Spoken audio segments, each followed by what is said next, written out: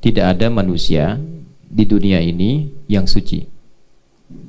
Artinya bebas dari dosa itu nggak ada. Karena ada potensi nafsu yang akan menggiring pada kesalahan. Karena itulah sebelum manusia salah, Allah sudah turunkan sifat rahmannya berupa tawwab, penerima taubat. Itu dulu standarnya. Jadi dalam diri kita ini ada bagian yang potensinya dimanfaatkan oleh setan untuk diprovokasi, diberikan was-was. Was-was itu provokasi, halus sifatnya. Itu bisa dilihat di Quran surah keempat di ayat 118.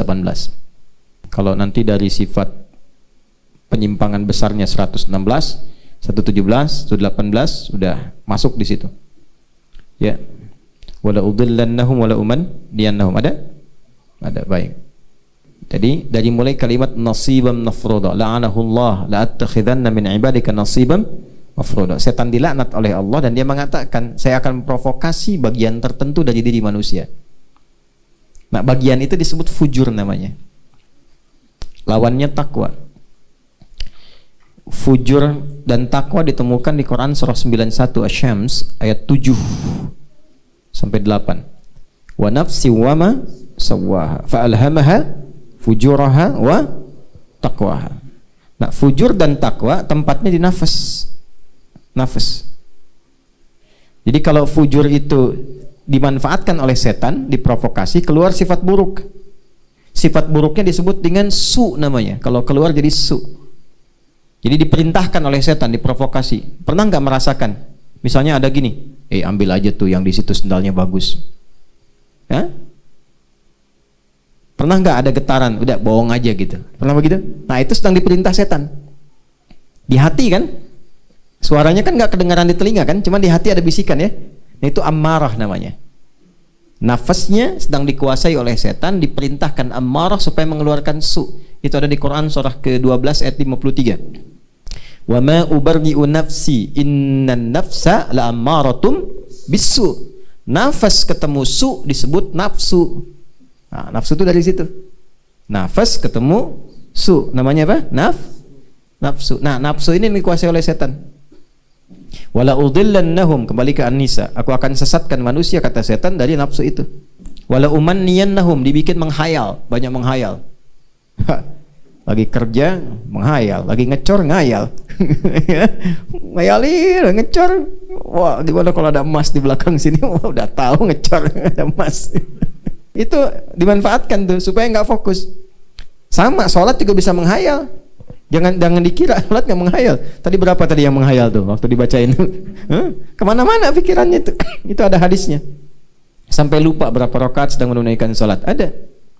Itu sudah janjinya setan. Kalau Quran sebutkan pasti terjadi, Pak. Puncaknya berbuat maksiat. Maksiat itu artinya melampaui batas yang ditentukan. Batas mata memandang yang baik, dilewatin maksiat. Ya, batas telinga mendengar yang baik, dilewatin yang baiknya jadi buruk. Nah, kalau sudah melewati batas yang baik, kelewatan itu disebut dengan togo namanya. Pelakunya disebut togin, kalau jamak disebut togut. Nah, jadi saya mulai dari togut dulu, Pak, karena di situ ada kalimat togutnya. Ya, togut itu segala yang membuat kita melampaui batas. Apapun itu, baik itu nafsu ataupun sekitaran kita misalnya. Bekerja bagus, tapi kalau pekerjaan melampaui batas sampai lupa ibadah, nah itu jadi togut pekerjaannya. Asalnya begitu. Nonton nggak apa-apa, tapi kalau dengan nonton hilang waktu, main hilang waktu, nah itu segala yang membuat kita melampaui batas sebutnya apa? Togut. Orangnya togin, perbuatannya togo. Fir'aun jadi pemimpin, nggak disoal pemimpinnya, nggak apa-apa. Tapi ketika melampaui batas disebut togo. Idhab ila fir'auna innahu togo. Jadi Quran itu menyampaikan risalah Nabi Musa bukan ingin menurunkan Fir'aun jadi raja, bukan. Tapi mengembalikan kebijakannya supaya tidak melampaui batas. Ya, mempertahankan kedudukan sampai bunuh orang, ya kan? Sampai mengaku Tuhan, itu sudah melampaui batas. Kembalikan. Indahnya Quran bukan turunkan, bukan. Jadi nggak ada ayat-ayat penurunan, yang ada kembalikan supaya jadi orang baik. Itulah indahnya Islam. Jelas? Jadi yang pertama, tidak ada satupun manusia yang suci, bebas dari godaan keburukan. Setiap kita pasti pernah terpeleset, kecuali Nabi. Kalau Nabi punya sifat maksum, terjaga dari keburukan. Jadi sebelum melakukan, Allah sudah menjaga. Kalau kita bukan Nabi, ada Nabi di sini? Gak ada. Ya, pasti pernah salah. Nah, ini pun yang dipikirkan kan saya nggak tahu nih. Pikirannya kan beda-beda nih. Kapan Ustadz selesai ini? Lapar saya, gitu. Macam-macam. Jadi nggak lepas dari salah. Selama hidup pasti pernah salah. Di antara orang hebat itu bukan orang suci. Orang hebat itu yang saat dia salah, dia mau bertobat. Maka ulaika lahumul busyra. Kabar baik buat orang seperti itu. Di orang hebat itu ketika dia sadar berbuat maksiat, dia tobat. Karena fitrah manusia itu tobat, beda dengan setan. Kalau setan nggak kenal tobat. Makanya ketika salah, diberikan peluang tobat, setan nggak mau tobat. Kan oleh Allah kan diklarifikasi, ma mana'aka alla tasjuda idz amartu. Kenapa kamu nggak mau sujud ketika aku perintahkan? Itu kalimat pemberian tobat sebetulnya. Supaya setannya langsung berkata, ya Allah, saya salah, minta ampun. Kan? Tapi karena nggak kenal tobat, sombong, aba wastakbar, karena sombong menutup pintu tobat. Makanya memilih sombong. Ana khairum minhu, emang saya istimewa kok ya Allah. Saya lebih keren dibandingkan Adam. Orang hebat kan nggak mungkin sujud pada yang rendahan. Bahasa iblis itu. Makanya disebut iblis. Manusia tidak. Adam oleh Allah diberikan izin untuk salah agar menunjukkan sifat taubat bagi anak-anak cucunya yang bukan nabi. Kalau Nabi Adam kan nabi, mudah bagi Allah untuk mencegah jangan makan tuh buah khuldi. Tapi diizinkan supaya keluar kalimat taubat, dibimbing nanti untuk anak cucunya yang bukan nabi. Makanya setelah Adam itu berbuat salah, kan dikonfirmasi kalau ngaji kitabnya lancar, itu kan nanti begini, kan udah aku larang Adam, kenapa dimakan juga? Aku nggak ngira ya Allah kalau ada yang bersumpah atas namamu kemudian bohong. Gitu. Kan iblis bersumpah atas nama Allah. Dam, sebenarnya kamu nggak boleh makan ini supaya nggak jadi malaikat kekal di situ demi Allah. Gitu tuh. Itu iblis tuh sumpah. Nah, Adam tuh kan polos waktu itu karena baik kan, ya Allah, saya tuh nggak tahu kalau ada makhlukmu, hambamu yang bohong menyebut namamu. Kan? Ya kan? Diizinkan oleh Allah, cuman prosedurnya tetap prosedur tetap berlaku, tetap salah, cuman diberi kalimat taubat, diampuni. Makanya Al-Baqarah ayat 37 kan, fatalaqa Adamu min rabbih kalimatin fataba. Dibimbing kalimat taubat, itu tuh untuk kita. Apa kalimat taubatnya? Di Al-A'raf ayat 23, Rabbana zalamna anfusana wa illam taghfir lana wa tarhamna lanakunanna minal. Nanti kalimat tobat itu banyak. Tobat dari pembunuhan ada doanya. Tobat salah karena musyrik ada. Ya, tobat karena baru berbuat maksiat langsung diberikan oleh Allah petunjuk. Ini saya agak panjang dulu rekannya nih, ya. Nah, jadi di sini orang-orang yang berbuat salah dan bertobat itu lebih dicintai oleh Allah dibandingkan orang soleh yang tidak pernah merasa salah. Orang yang pernah salah lalu bertobat itu lebih dicintai oleh Allah. Itu ada di Quran surah kedua Al-Baqarah ayat 222. Gampang, 222. Surat 2 ayat 222. Tuh. Ini bukan waktunya kampanye jadi aman saya nyebutkan tuh. Surat ke berapa? 2 ayat berapa? 222. Tuh. Innallaha yuhibbut tawwabin. Sungguh Allah sangat mencintai para pelaku taubat. Nah, itu berita gembira Pak. Ulaika lahumul busyra. Nah, kalau sudah taubat cirinya apa? Merubah diri. Jadi lebih taat. Nah, orang taat itu digambarkan dalam Quran, apapun yang Allah perintahkan siap. Siap. Nah, kalimat Qurannya sami'na. Keren? Makanya tadi di Al-Baqarah di akhir kan dibacakan sami'na wa ata'na. Ghufranaka rabbana wa ilaikal masir. Ilaikal masir. Sami'na. Makanya di situ diteruskan yastami'una al-qaula. Ya kan? Jadi apapun yang Allah sampaikan mereka ikuti. Turun ayat salat, mereka salat. Turun ayat puasa, mereka puasa. Qauli di situ kan firman, Pak. Ya, kalau dijelaskan oleh Nabi disebut dengan hadis. Jadi apa yang disampaikan Allah, sampaikan Rasul, mereka ikuti. Kata Allah salat, salat dia. Nabi contohkan detilnya dari yang fardu sampai yang sunnah. Silahkan, itu pilihan. Kalau ada salat fardu dengan salat sunnah, pilih mana? Ulangi, ada salat fardu dengan salat sunnah, pilih mana? Pilih dua-duanya. Ya, nah itulah yattabi'una ahsanah tuh itu. Memilih yang terbaik. Jadi ada yang baik, ada yang terbaik. Salat Isya itu fardu, tarawih itu sunnah. Pilih Isya apa pilih tarawih? Ibu-ibu sekarang pasang sejadah untuk tarawih kan? Ya kan? Tarawih kan sunnah, Isya fardu. Ya, pilih mana? Pilih Isya dan tarawih. Jadi Isya itu bagus, ya kan? Tarawih itu baik, tapi bisa tarawih dan bisa sholat Isya, itulah yang terbaik.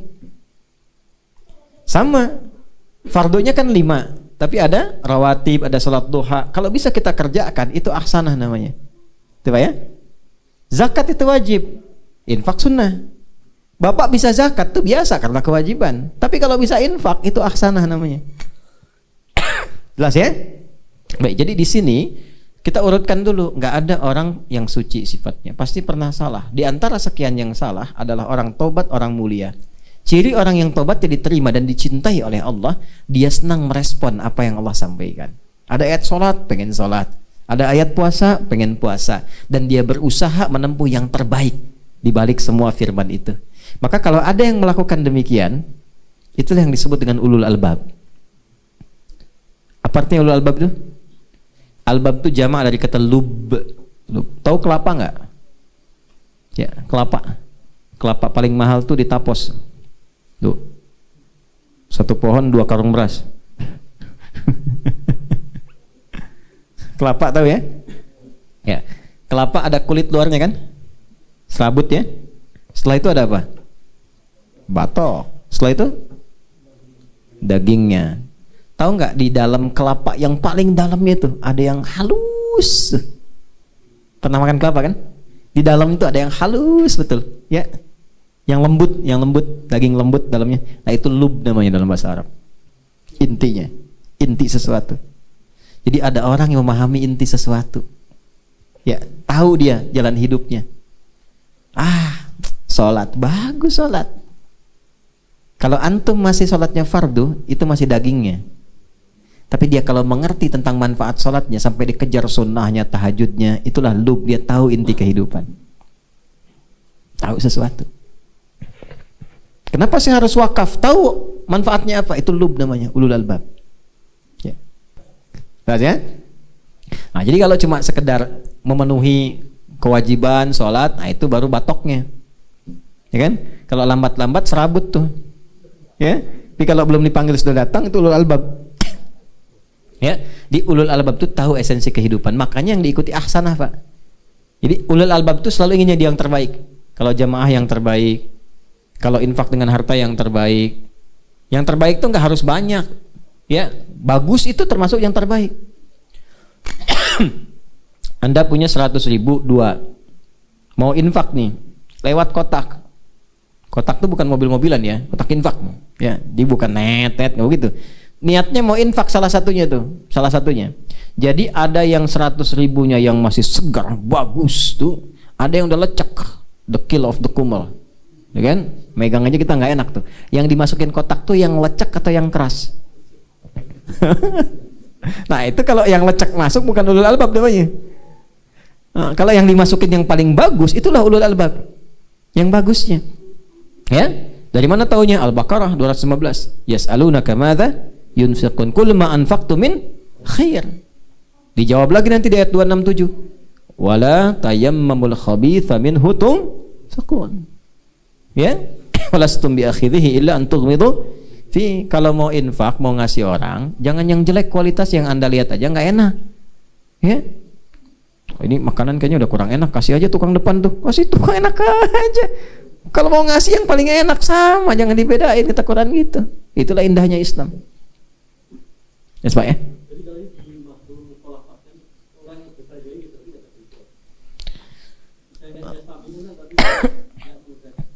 Hidayah banyak jenisnya. Hidayah banyak jenisnya. Ada hidayah untuk meningkatkan amal soleh. Salah satunya itu. Ada hidayah untuk taubat. ada hidayah untuk masuk Islam.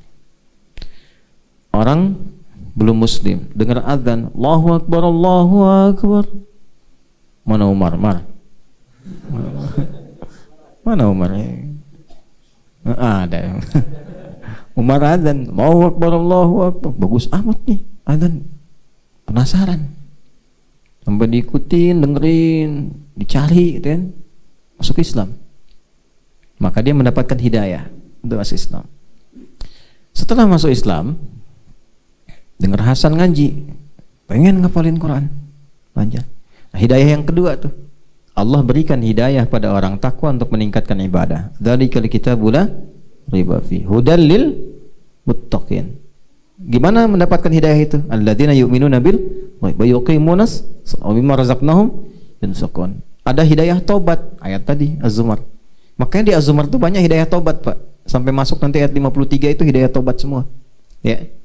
Nah, ada orang yang diberikan hidayah oleh Allah untuk bertobat, sudah dikirimkan ustaz, dia buka YouTube juga nyasarnya ke ceramah gitu. Kan? Kemudian dia mau berangkat bannya jadi kempes, berangkat maksiat, ditolong oleh seorang kiai juga. Tapi dengan semua itu belum mau tobat. Ada nggak yang begitu? Ada. Contohnya?